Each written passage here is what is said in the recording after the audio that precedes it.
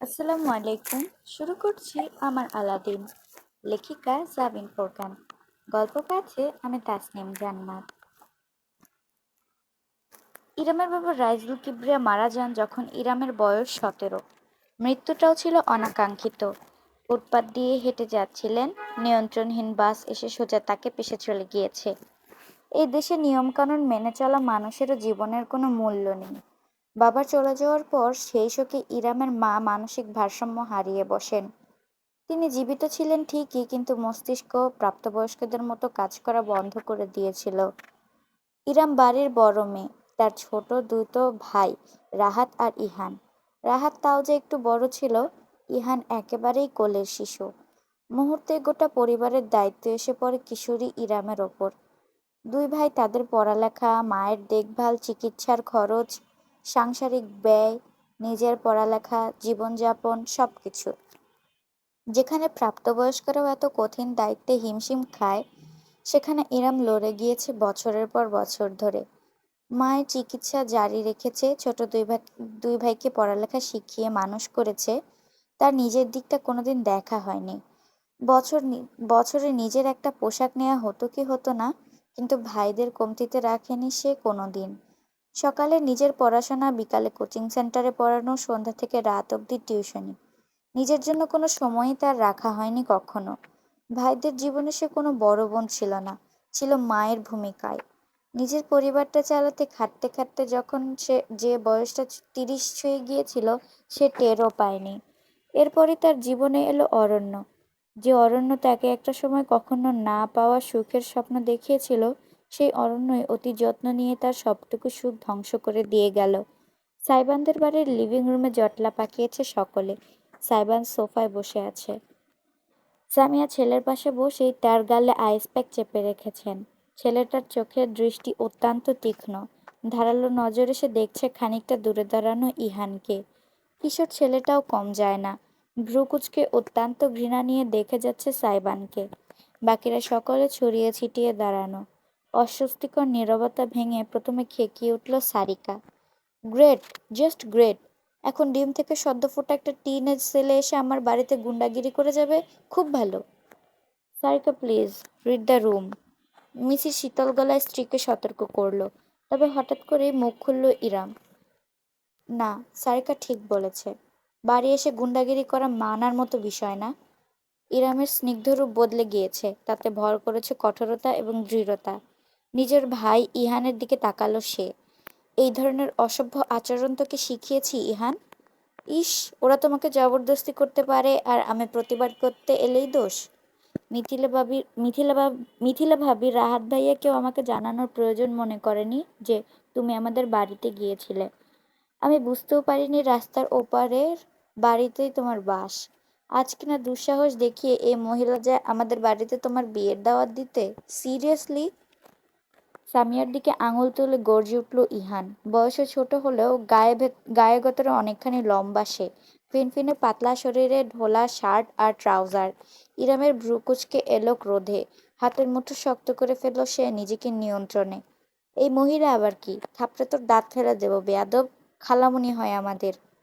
খালামণি হবে তোমার, আমার তো সৎ খালা। ইরাম নিজের হাতটা সহসায় উঁচিয়ে ধরল, যেন উদ্দেশ্য ইহানকে চড় দেয়া। তবে শেষ মুহূর্তে সে নিজেকে আটকে ফেলল। ইরাম নিজেকে আটকালেও আর চুপ বসে থাকলো না সাইবান। শটান উঠে পড়ল সোফা থেকে। সামিয়ার শান্ত হওয়ার ইশারা সম্পূর্ণ উপেক্ষা করে আইস প্যাক মেঝেতে ছুঁড়ে ফেলে এগোলো।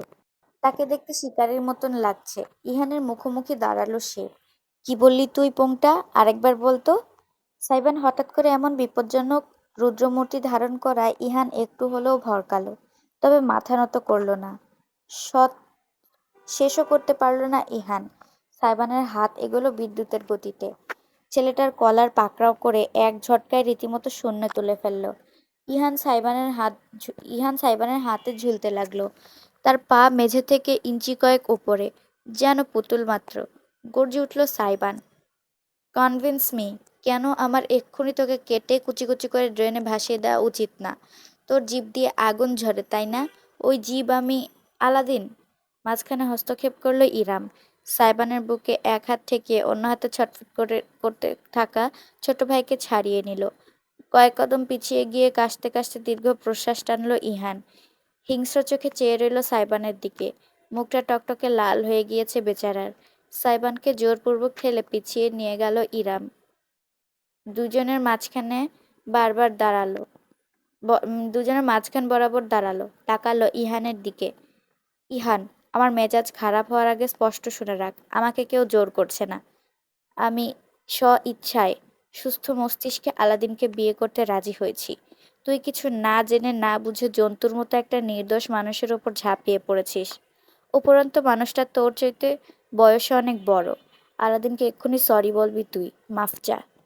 No way! লাফিয়ে উঠল ইহান, চিৎকার করে বলল, আমি এখানে এসেছি তোমার জন্য আপু, তোমাকে বাঁচাতে। আর তুমি আমাকে উল্টো ওদের কাছে মাফ চাইতে বলছো? আমি কিচ্ছু ভুল করিনি, ঠিক করেছি। দরকার পড়লে আবার করব। কিসের বিয়ে, কিসের কি? এই বিয়ে আমি মানি না। ওই বদমাইশটাকে আমি চিনি না। মনে করেছো? পুরো এক এলাকায় ফেমাস ওর কেচ্ছাকীর্তি। পুরো এলাকায় ফেমাস ওর কেচ্ছাকীর্তি। আমি এমন কারোর সাথে তোমার বিয়ে কিছুতেই হতে দেব না। না, না, না। আচ্ছা, তোমার এই অন্যায়ের প্রতিবাদ বচন কোথায় ছিল যখন তোমার বড় ভাই বোনের সব ত্যাগ তিতিক্ষা ভুলে গিয়ে নিজের মায়ের বাড়িতে সামান্য আশ্রয়টুকু অবধি দিতে পারেনি? কোথায় ছিল তোমার এই আগুন ঢালা তেজ যখন তোমার বোনের বিবাহিত জীবন অন্য একটা পুরুষের জন্য উচ্ছন্নে গিয়েছিল? কোথায় ছিলে তুমি? কলেজে প্রেম করছিলে নাকি ঠুলি চোখে চেপে বসেছিলে? প্রতিবাদটা এলো সব থেকে অপ্রত্যাশিত এক নারীর পক্ষ থেকে, সারিকা। দুই হাতেই মেহেদি শুকিয়ে গাঢ় কমলা বর্ণ ধারণ করেছে তার। কয়েক পা এগুলো সে। এই বাড়িতে এসে অহেতুক নাটক খাড়া করাবে না। যদি মুরদ থাকে তো বাড়ি গিয়ে রাহাত ভাইয়ের কলারটা টেনে ধরে তার মুখে দুটো ঘুষি দাও। আমার ভাইয়ের দিকে চোখ দিতে এলে ছোট মানুষ বলে আর খাতির করব না কিন্তু। কিছু বলতে চাইলেও এর বিপক্ষে বলার মতো আর শব্দ খুঁজে পেল না ইহান। সত্যিই তো, তার মায়ের মতো বড় বোনটার জীবনের ওপর দিয়ে কালবৈশাখী বয়ে গিয়েছে, অথচ সে ভাই হয়ে কিছুই করতে পারেনি। তার বয়স, তার অক্ষমতা তাকে আটকে দিয়েছে। একটা কিশোর ছেলের চিৎকার চেঁচামেচি তো কেউ গোনায় ধরে না। নিজেকে অসহায় লাগলো তার। হাতের মুঠো শক্ত করে তাই নিচের দিকে তাকিয়ে রইল।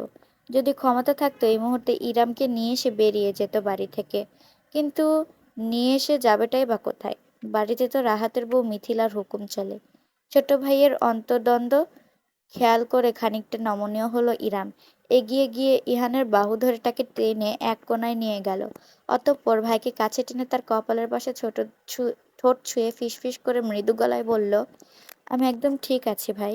বিশ্বাস কর, ওরা কেউ আমাকে জোর করছে না। আমি যা করছি ভেবেচিন্তে করছি। খালামণির মতো ভালো মানুষ দুটো হয় না। ওরা সবাই আমাকে এই বাড়িতে নিজেদের পরিবারের সদস্যের মতনই মেনে নিয়েছে। রইল বাকি আলাদিন, ওর তো নিজের জীবনটাই নষ্ট হয়ে গিয়েছে আমার জন্য। তবুও মানবিকতার খাতিরে ও আমায় গ্রহণ করে নিয়েছে। তুই ভুল বুঝিস না, মাথা ঠান্ডা করে বাসায় যা। আমি পরে তোর সাথে ভালো মতো কথা বলবো, প্রমিস। ইহান একটু দীর্ঘ প্রশ্বাস টেনে মাথা দুলিয়ে সায় জানালো। শরীর থেকে সব রাগ তার বেরিয়ে গিয়েছে শুধু বড় বোনের আদুরে ছোঁয়ায়। সকলের দিকে অত্যন্ত বিতৃষ্ণায় দিকে শেষ একবার তাকালেও ইহান আর ঝামেলা করল না। চুপচাপ হনহন করে হেঁটে বাড়ি থেকে বেরিয়ে গেল। সে চলে যেতে একটি স্বস্তির নিঃশ্বাস ফেলে ইরাম ঘুরে দাঁড়ালো। সবার উদ্দেশ্যে চেয়ে বলল, আমার ভাইয়ের কাজের জন্য আমি খুবই লজ্জিত এবং দুঃখিত। সবাই প্লিজ ক্ষমাসুন্দর দৃষ্টিতে দেখবেন। মেহেদি রাতটা কিছুক্ষণ পরেই আবার আগের মতো জমজমাট হয়ে উঠল। মিছির এবং সাইবানের বন্ধুদের প্রচেষ্টায় ইজান হয়ে গিয়েছে গ্রুপের মধ্যমণি। তাকে নিয়ে কারো আগ্রহের শেষ নেই। ইরামের হাতের মেহেদি প্রায় শুকিয়ে এসেছে, তাই সুগন্ধাকে কাজে হাতে হাতে সাহায্য করল সে। ট্রেতে করে শরবত নিয়ে এসে সকলকে পরিবেশন করে দিল। আফনান, নীরব এবং অনুরাগ আরেক দফায় তাকে দেখল। বয়স শুনে যেমন চিত্র তারা মনে কল্পনা করে রেখেছিল, ইরাম তেমনটা নয়। এই কারণেই সকলে খানেক আগে অবাক হয়েছিল। এমনটা নয় যে ইরাম বেশ সুন্দরী, তার মুখবর্ণ উজ্জ্বল শ্যামলা। বয়স যে 30-এর কোঠায় সেটাও বোঝা সম্ভব তার অভিব্যক্তিতে। যুবতী মেয়েদের ভেতর একটা চাঞ্চল্য থাকে, সেখানে ইরামের ভেতর রয়েছে শীতলতা, প্রশান্ত অনুভব, বয়সের সঙ্গে মানানসই তার চালচলন। ইজান কেঁদে উঠল। যেভাবে ছেলেকে সামলাচ্ছে, অপরদিকে কাজেও বেশ সাহায্য করছে, সেটা দেখলেই তার পারদর্শিতার পরিচয় পাওয়া যায়। ইরাম আর সাইবানকে হুট করে পাশাপাশি দেখলে সত্যিই ভীষণ বেমানান লাগে। তবে সময়ের সাথে সাথে মনে হয় দুজনকে একে অপরের সঙ্গে অদ্ভুতভাবে মানিয়েছে। মূলত সেই কারণেই বন্ধুদের দল হঠাৎ করে ইরামকে দেখে বিস্মিত হয়ে গিয়েছিল। তাদের ইম্যাচিওর ডিজে এক ম্যাচিওর মেয়ের সঙ্গে জুড়ে যাচ্ছে, বিষয়টা ভাবলেও একটা সংসার সাজাবে সেটা কল্পনা করার সাধ্য। সরি, এই পার্টটাকে আবার পরে একটু গুলিয়ে গিয়েছিল। তাদের ইম্যাচিওর ডিজে এক ম্যাচিওর মেয়ের সঙ্গে জুড়ে যাচ্ছে, বিষয়টা ভাবলেও কেমন অবাস্তব মনে হচ্ছে। সাইবানের মতন পাগলটাকে ঘোড়ার সঙ্গে ইরামের মতন শান্তশিষ্ট প্রয়োজনের রুষ্ট নারী কিভাবে একটা সংসার সাজাবে সেটা কল্পনা করার সাধ্য আপাতত কারো হচ্ছে না। বন্ধুদের দল থেকে খানিকটা সময়ের জন্য নিজেকে ছাড়িয়ে অনুরাগ এলো কিচেনে। তার হাতে মিষ্টি লেপ্টে গিয়েছে, কেমন চিটচিটে লাগছে।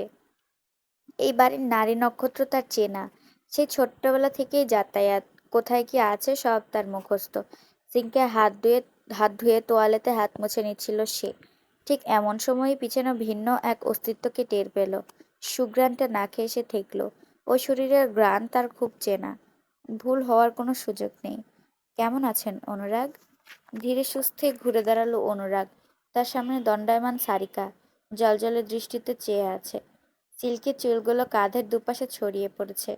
অপূর্ব মায়া মায়া লাগছে মুখটা। কতদিন পরে দেখলো অনুরাগ মুখটা। হিসাব নেই। দৃষ্টি এড়িয়ে গেল সে। তাকালো তীর্যকভাবে সারিকা যেখানে দাঁড়িয়ে, ঠিক তার পেছনের টেবিলের দিকে। ভালো, এক শব্দে জবাব দিল অনুরাগ। সারিকাও বুঝি কথা হারিয়ে ফেলেছে। নীরবে দাঁড়িয়ে নিজের পায়ের দিকে তাকিয়ে রইল রমণী। অনুরাগ গলা খেকারি দিয়ে সোজা হয়ে দাঁড়ালো। কতদিনের জন্য আসা হলো? বিয়ে শেষে চলে যাবেন?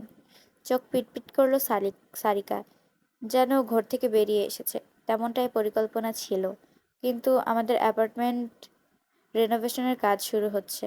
ও চায় আমি ততদিন বাবার বাড়িতেই থাকি। ও, পরিহাসের হাসি হাসল অনুরাগ, একটুখানি। ঠিক পরক্ষণে নিজেকে সামলে নিল। চোখে আঙুল চালিয়ে সোজা হয়ে দাঁড়ালো। যাকগে, শুনে ভালো লাগলো যে আপনি সুখে আছেন।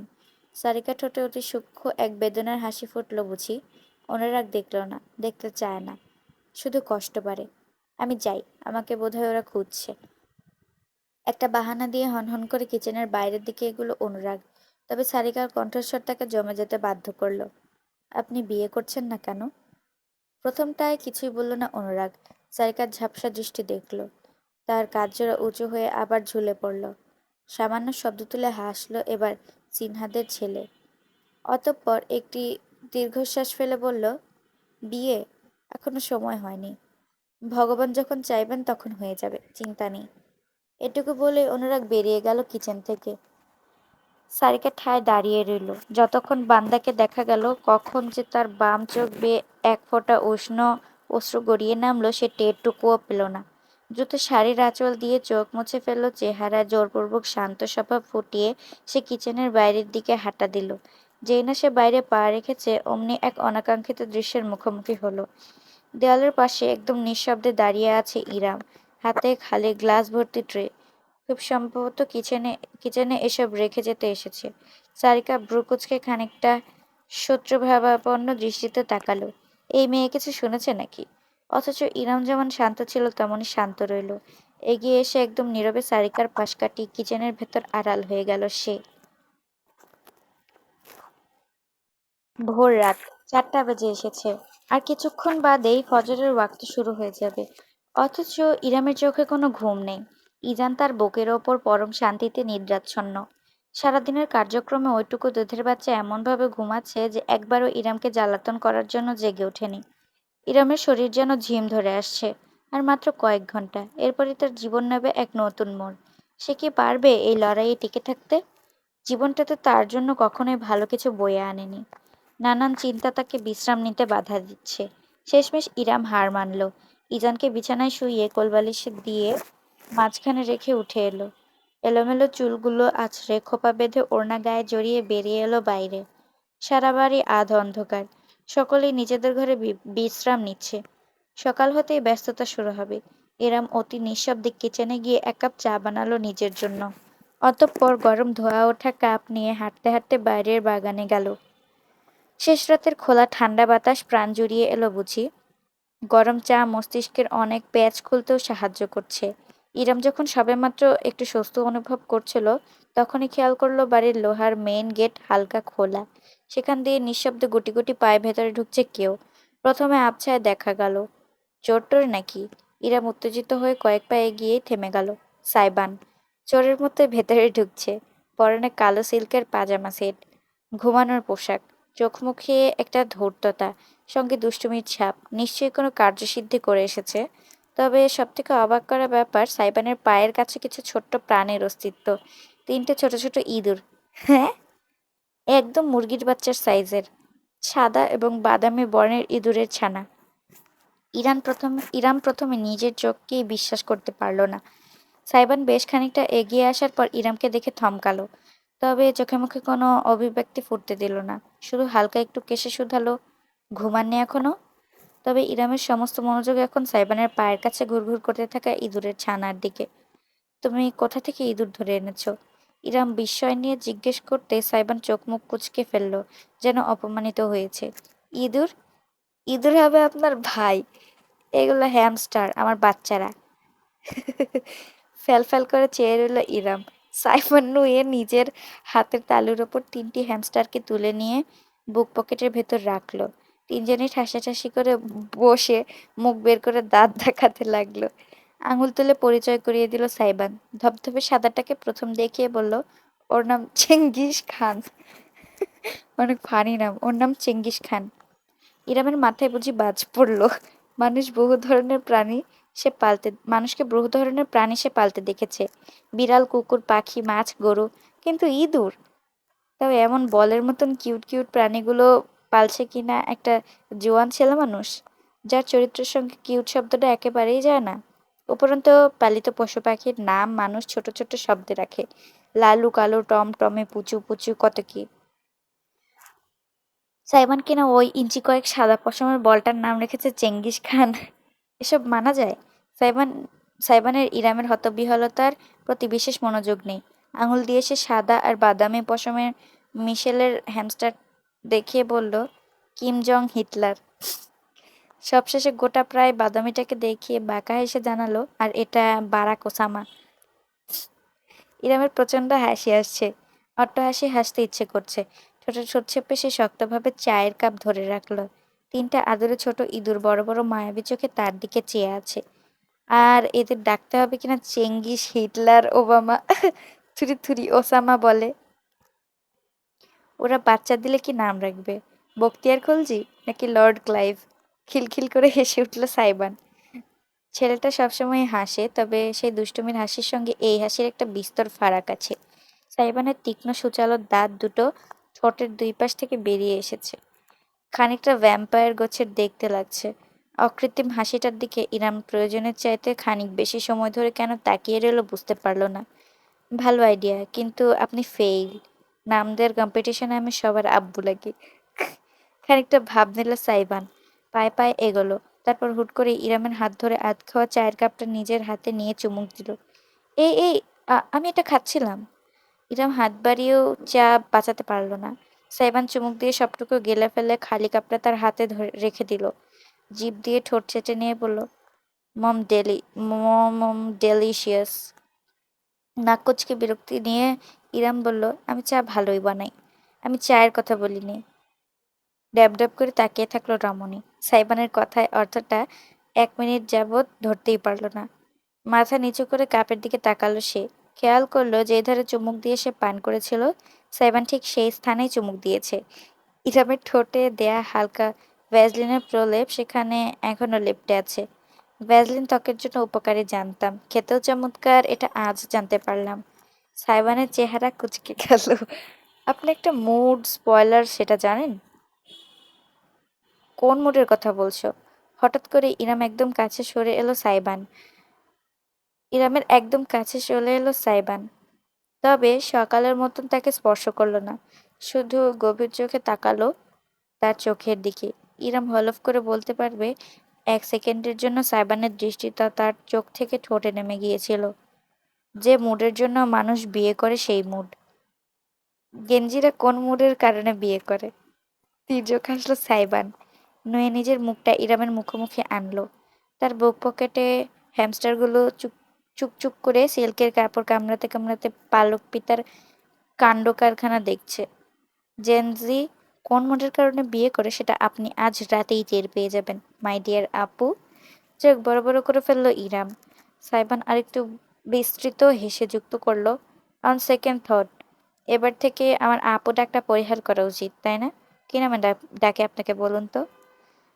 তুমি না নাম দিতে ওস্তাদ, তোমার মুখ থেকেই শুনি। দাঁতে ঠোঁট কামড়ে গভীরতম দৃষ্টিতে তাকালো সাইবান। তার ভ্রু পিয়ার্সিং জ্বলজ্বল করে উঠল ভোরের কমলাভ আলোয়। দিলেন তো ঘেটু করে। আমার বউকে আমি কি নামে ডাকবো জানতে পারলে আপনি সইতে পারবেন না আপু। এতটাও দুর্বল, এতটাও দুর্বল মনে হয় আমাকে? হ্যাঁ, স্লো সে। চোখ পিটপিট করলো ইরাম। সাইবান এত আস্তে বিড়বিড় করে কথাটা বলেছে যে সে ঠিক মতো শুনতে পায়নি। কি বললে? বিরাট হাসলো সাইবান। দূরে সরে দাঁড়িয়ে এবার জোর গলায় বলল, snowflakes, see you at our wedding soon. স্যালুটের ভঙ্গি করে সাইবান নিজের হ্যামস্টার বাচ্চাদের আদর করতে করতে হেলে দুলে ঘরের ঘরের ভেতর চলে গেল। ইরাম তাকে জিজ্ঞেস করার সুযোগও পেল না এই ভোর রাতে ছেলেটা বাইরে কোথায় গিয়েছিল, কি কাণ্ড করে এসেছে। সে শুধু অথর্বের মতন দাঁড়িয়ে থাকলো নিজের জায়গায়। পরক্ষণে হাতের খালি কাপটার দিকে তাকালো। সূর্যোদয় হতে শুরু করেছে। লালচে কমলা রশ্মিতে ছেয়ে গিয়েছে গোটা ধরিত্রী। দমকা হাওয়া এসে ইরামের ওড়না উড়িয়ে নিল। এক হাতে খোপা টেনে খুলে দিল সে। লম্বা চুলগুলো বাতাসে উঠতে লাগলো নদীর ঢেউয়ের মতন। চোখ বুজে ফেলল ইরাম, অনুভব করলো পৃথিবীকে। অবশেষে এই দিনটির আলো তার শরীরে ছুঁয়েই দিল। নতুন শুরু নাকি নতুন সমাপ্তি, কোনটা সূত্রপাত ঘটবে আজ, সেটা এখন শুধু সময়ই বলতে পারবে। আসসালামু আলাইকুম, কেমন আছেন আপনারা সবাই? এই 7 নম্বর পর্বটা কিন্তু সরি 8 নম্বর পর্ব এটা। কতদূর চলে এসেছি। আচ্ছা যাই হোক, 8 নম্বর পর্বটা কিন্তু এখানেই শেষ হয়ে গেছে। ওদের বিয়ে বোধহয় পরের পর্বে হবে। মানে এই পর্বে তো বিয়েটা হলো না, তো পরের পর্বেই হবে নিশ্চিত। তো আমি পরবর্তী পর্ব নিয়ে খুব শীঘ্রই হাজির হব। ততক্ষণ আপনারা আমার সঙ্গেই থাকবেন। এই ভিডিওটিকে লাইক কমেন্ট শেয়ার করে পাশে থাকবেন আর আমার চ্যানেলটিকে সাবস্ক্রাইব করে পাশে থাকবেন। আল্লাহ হাফেজ।